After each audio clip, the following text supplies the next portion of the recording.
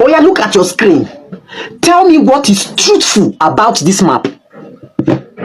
If we are not living a lie, is it a lie? If we are not living on top of lies, tell me what is truthful about this map. Look at North encroaching, almost taking everything. Now tell me what is actually Eastern about those Eastern states that you're seeing there. The states that they refer to as Eastern states. What is actually, if you place your cardinal points, what will you get? What will you get? Now, the people we call heroes, the people we call leaders, they teamed up with Britain to build this rubbish map that you're seeing. Okay, let's say Britain came, they did their whatever sharing and of everything. Why can't we on our own respect our own boundaries by our own self? Because of the dubiousness, because of the greed that is inside our blood, we tend to follow the pattern of Britain because it favors some people. The people that it favors decide to maintain the status quo. I have told you, they've been lying to us right from the very moment Nigeria was created. Lies upon lies. Yoruba people will say, Lori Iro, lies. The foundation of the country is built on lies. The system of 3 major language lies. Population and population census lies. Political sharing quota lies. Federal character lies. Our ancestors that we consider to be heroes lies. The security architecture of the nation lies. Army lies. DSS lies. Police lies. Air Force, Navy lies. A country where the executive arm of the government lies. Ministers liars. Lawmakers liars, judiciaries and our lawyers liars. Let me even go deeper. NNPC liars, FRSC liars, NDDC liars, NEPA and electricity generation liars, immigration liars, EFCC liars, Nigerian Correctional Service and whatever shenanigans liars. Welcome once more, great and lovely people of Biafra, lovers of freedom. I brought this up once more for us to open our eyes. We are going to delve into more things about exposing the evil contraption to our people for you to understand the urgent need for Biafra. Look at this map. The pink area is the south region, the so-called south region. The green area is the southeast region. That is why they call us a dot in the cycle. But is this true? What is southeast about that green area? Benue has taken southeast, Taraba has taken southeast, Adamawa has taken southeast, Cross River has taken southeast. What is actually southeast in that green area? You see the lies they continue to concoct. And there's something I want to let us know about population. During the last census, do you know what they do? They tell their people, go back home. And the people will load themselves in lorries, in trailers, and go back home. And then our business brothers and sisters who are everywhere in the north, in the southeast, in the southwest, and in the north, remained and continued to do their business. And the census was done that way. Now, what is the catch in all this? All our brothers who were in the north were captured as northerners. Then the northerners who are in the south all traveled back to the north and were captured as northerners. But the southerners who were in the north did not travel. They continued to do their businesses without knowing the plans of these people.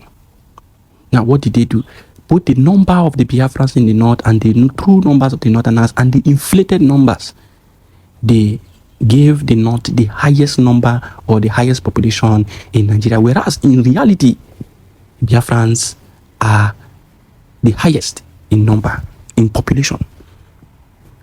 I put it to you that this last sham, they call election, exposed certain things about that 3 states that they call the KKK states, Kano, Kaduna, and Katsina. Did you see the amount of votes that was, released from those states?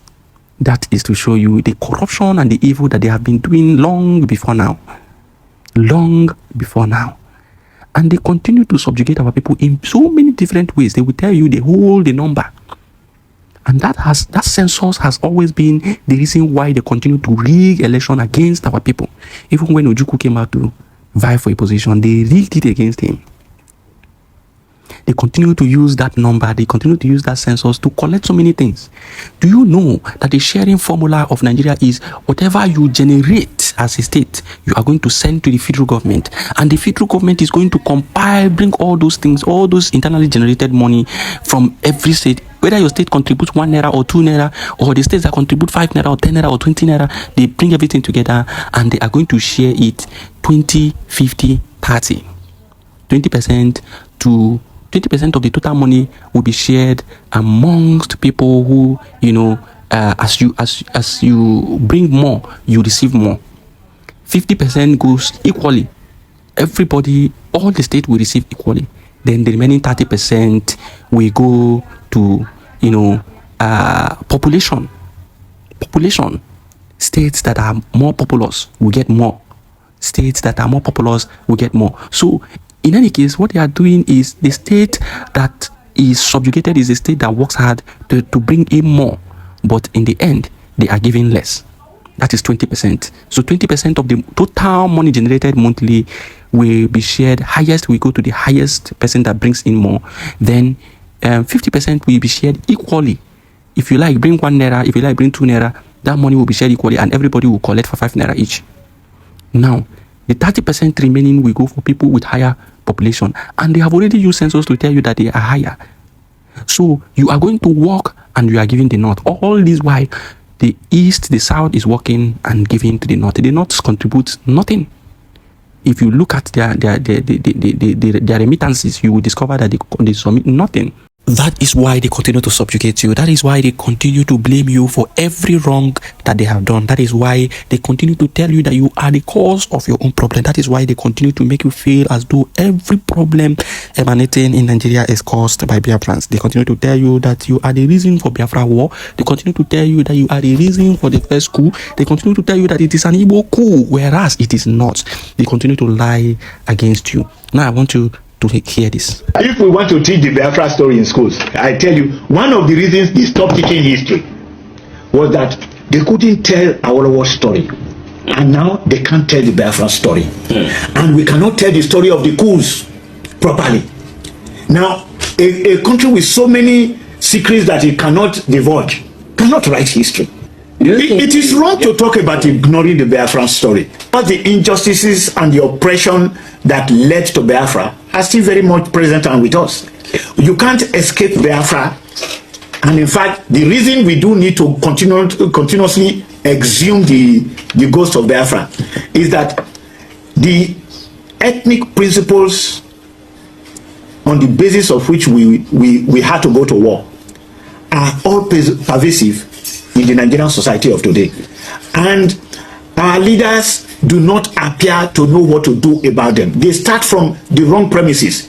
Some want to eliminate ethnic groups. It is not possible to eliminate ethnic groups.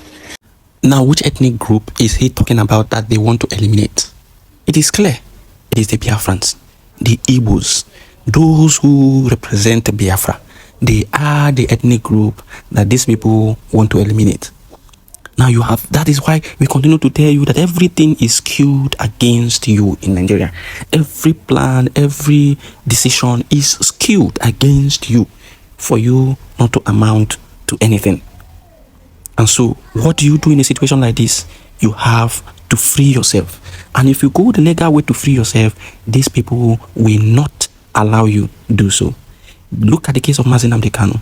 That is why he is still in detention. Even when he has been freed, discharged and acquitted by the courts, he is still in detention. So you could see that, focusing on the legal means to actualize Biafra, you may stay 100 years and nothing is done. Now, that is why the plans of the Prime Minister Ekpa Simon Njoko is of paramount importance. He said it is going to be a holistic approach. Holistic approach in the sense that we are going to be destabilizing them within.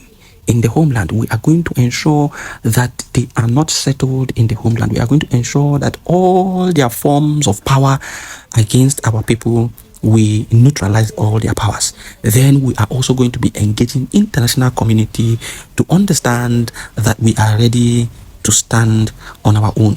And that is the direction that I support. That is the direction that I stand by. And that is why I continue to support the Prime Minister, Ekpasamu Njoku.